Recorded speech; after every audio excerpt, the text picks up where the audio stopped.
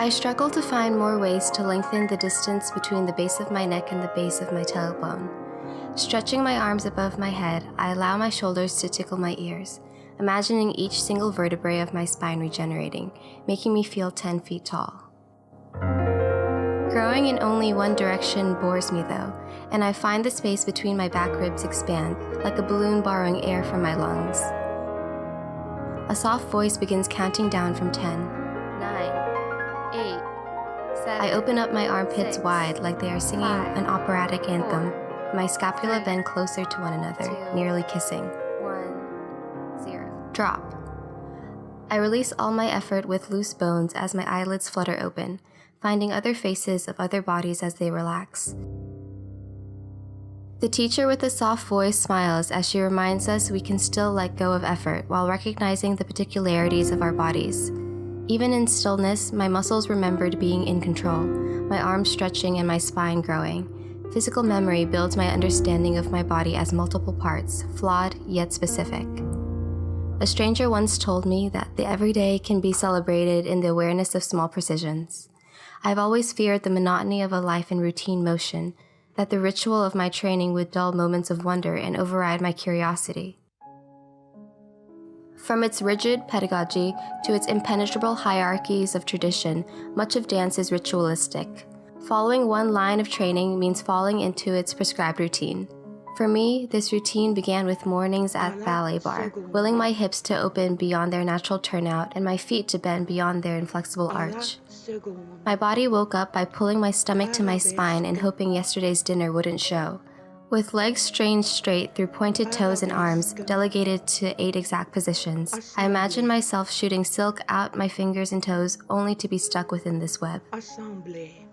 Afternoons were spent exaggerating the most concave parts of me, fitting myself into uncomfortable angles and contracted contours of Martha Graham's vision for presenting the controlled ferocity of a virtuosic body. The beauty of this movement I understood, but the execution felt foreign to touch. In class, my flesh was not my flesh, it was a vehicle. I didn't know yet how to feel liberated within constraint. I knew the limits of my body. As a woman of small stature, with biscuit feet and short legs and boobs and double-jointed elbows and thick thighs, my ritual was to continually remind myself to contain and obey. I learned to contain the parts of me which colored outside the thin lines, strapped and sucked into uniform leotards and tights. I stood in angles that made my legs look straight, held my chest to appear longer. I knew exactly how to present the most appealing version of myself.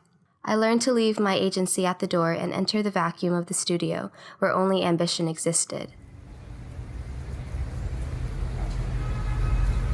Moving to New York, the awareness of my smallness only became more acute.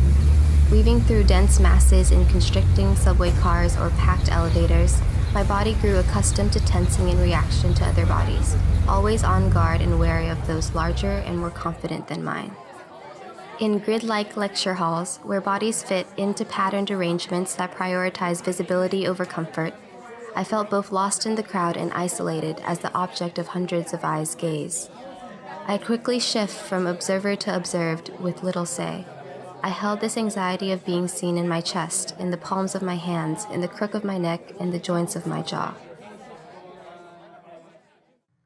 What is it like, the teacher exhales softly, to feel your bones melting inside you and letting that lava ignite new life within your flesh? I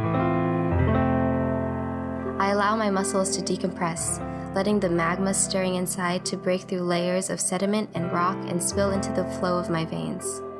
My arms float over this riverbed of molten lava, creating smooth bends and curves at their will. Lava pools in my clavicles and at the fronts of my hip bones, seeping downward as I expand the parts of me that usually relish in their concave form. Can you feel where you start to harden? When you become lava, can you take pleasure in the effort?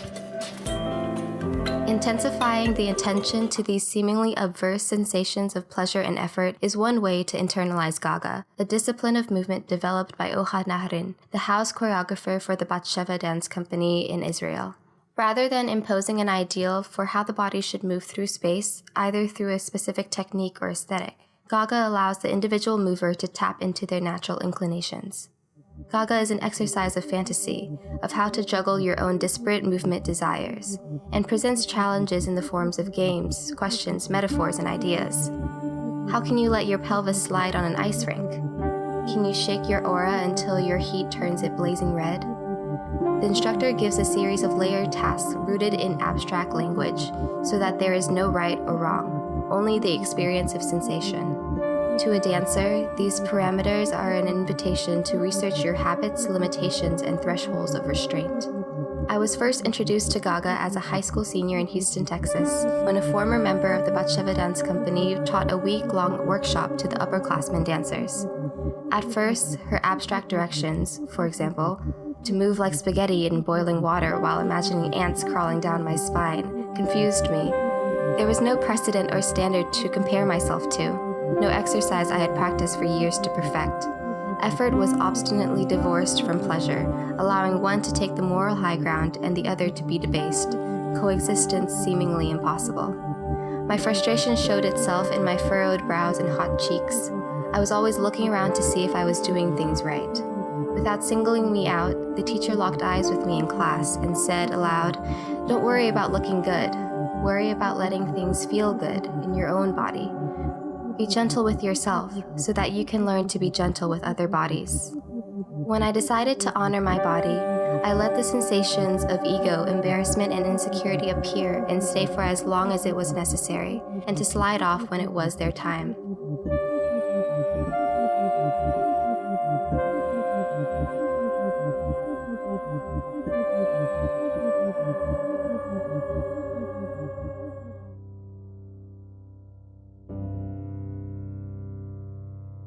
I understood my body's limitations and allowed its malleability and squishy flesh to just be.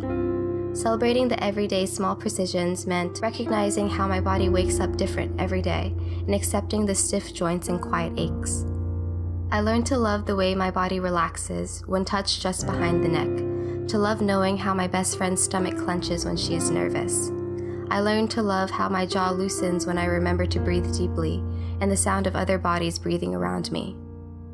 I learned to love how my womanly flesh bounces when I run, to love the softness of dropping into another body when partnering. I learned to be gentle when I dissociate from my moving body, to acknowledge that, sometimes, love means giving myself space or time.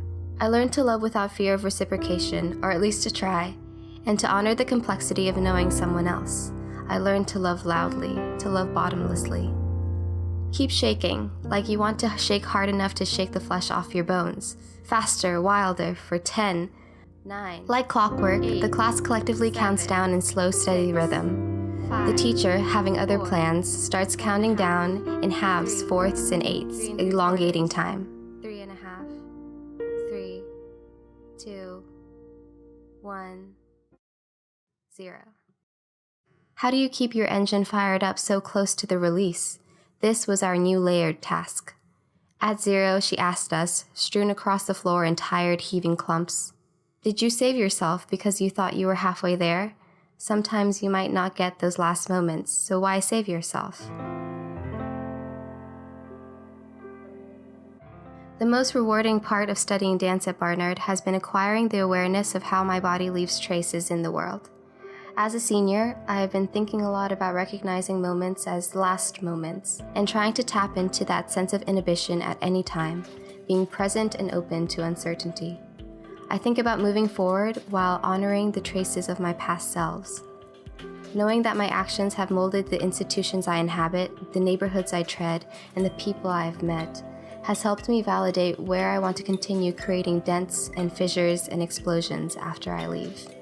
I found a community of generous acceptance and unwavering support among the family here, but I know I won't always love the spaces of my future self. With the work, I know I won't always love the choreographer's process, and I will often feel stuck in my own creative blocks. There will be days when I don't even love the exertion of thrashing my body around. On these days, my body will feel like a blurred fog, and I will be disenchanted with knowing it too specifically. I will want to be someone else. I will want to shed my skin and move unfamiliar bones. But when I am in Gaga, I am reminded that disenchantment makes way for more exploration, knowing what does and does not excite you, and chasing that excitement fully. The moments of ecstasy seem farther between the more you find yourself moving, but the worth of those moments I now know precisely.